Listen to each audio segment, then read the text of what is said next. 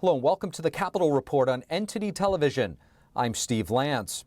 On Capitol Hill today, the Republican-led House passing a bill to shine a spotlight into classrooms across the nation. The bill addressing content in curriculum and books, as well as gender transitioning for minors.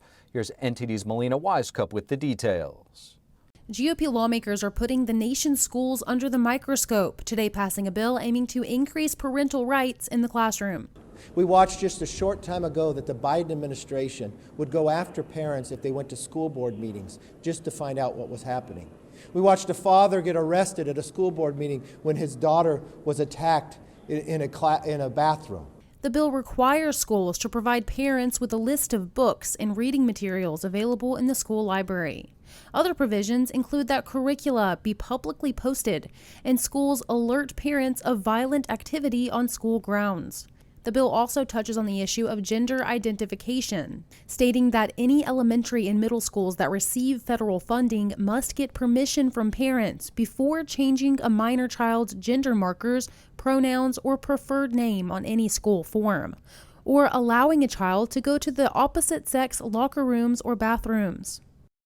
Democrats are in unity in opposing this Parents' Bill of Rights, even renaming it as the Politics Over Parents Act. Democrats say one issue that they take with the bill is that they say it lays the groundwork for censorship in the classroom. I asked Democrat leader Hakeem Jeffries to explain exactly what they mean by this. Take a look. If you could elaborate, please, on what exactly you're referring to.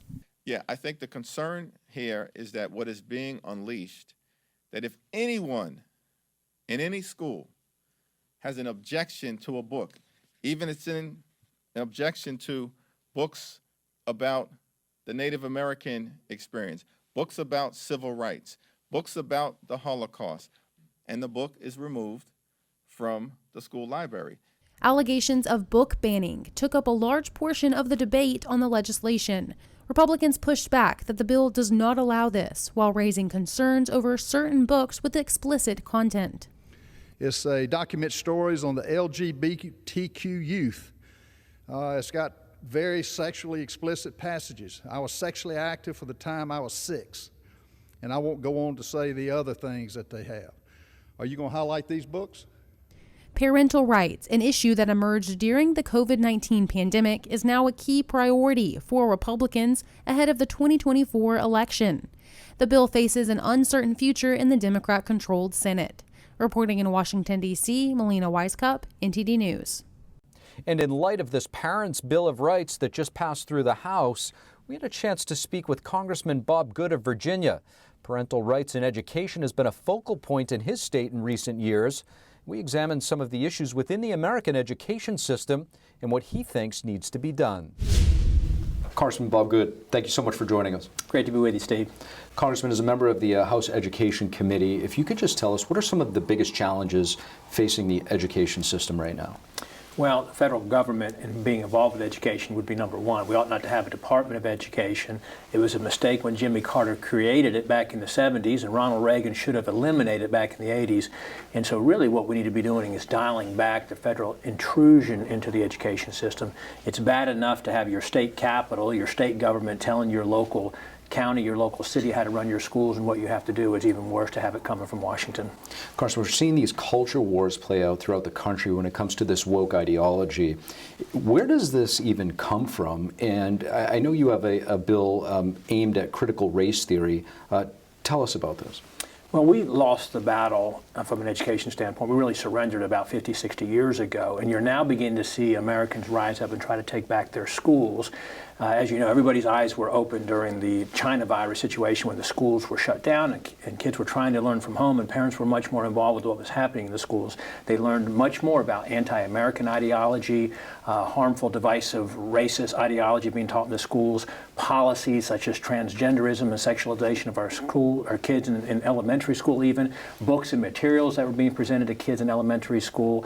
You saw parents begin to rise up and stand up for their kids at school board meetings. And then what happens, of course, is the Biden administration responds by labeling those parents essentially as domestic terrorists and tries to stick the FBI upon them. And so Americans are rising up, they're recognizing what's wrong with their government schools, they're recognizing the harm that's being done to our kids in those schools, and they're trying to take back their schools. We're seeing activists stand up and fight to run for school board. Parents are getting involved, and the Republican Party recognizes the ultimate responsibility for kids rests with the parents. Congressman, I want to switch gears a little bit and talk to you about the economy. The American economy feels like it's in turmoil right now. You were a finance person in your previous life. What do you think are some of the intrinsic factors causing this instability right now?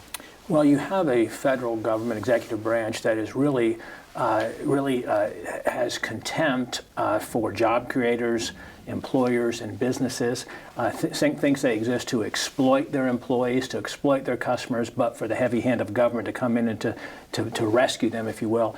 And you saw where the President Trump had cut 7 to 8 regulations for every new regulation, and we see the complete reversal of that with President Biden and his administration.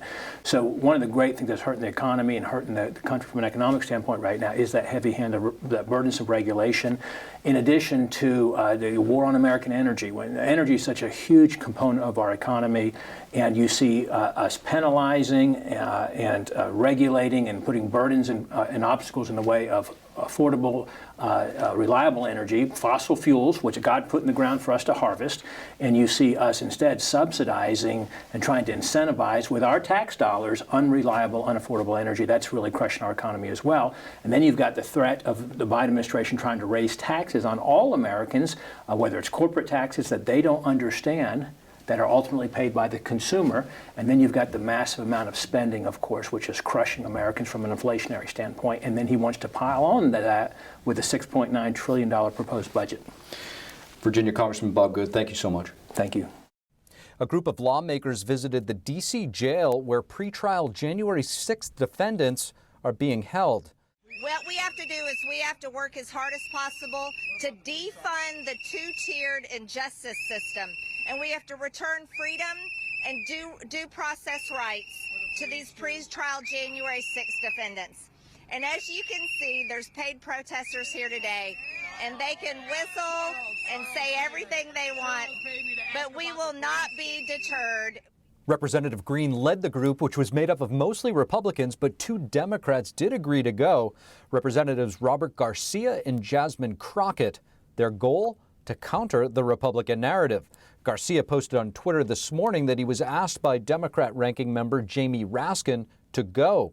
Raskin was a lead impeachment manager during the Trump impeachments, and Congresswoman Crockett on Twitter writing that her goal is to, quote, ensure that the truth is told and not another revisionist alternative reality. As a former PD and civil rights lawyer, I've seen inhumane conditions. Republicans continue to condemn the DOJ for detaining the defendants for a prolonged period of time before their trials. A deal on immigration. President Biden and Canadian Prime Minister Justin Trudeau announcing new steps to tackle illegal immigration. The talks also come amid challenges on other fronts. NTD's Iris Tao has more. A warm welcome as leaders of U.S. and Canada hold talks in Ottawa. 2 countries, in my view, sharing one heart. Addressing the Canadian Parliament, President Biden heralds close ties and announces a new deal on immigration at America's northern border. The announcement comes amid a surge of illegal crossings from the U.S. into Canada.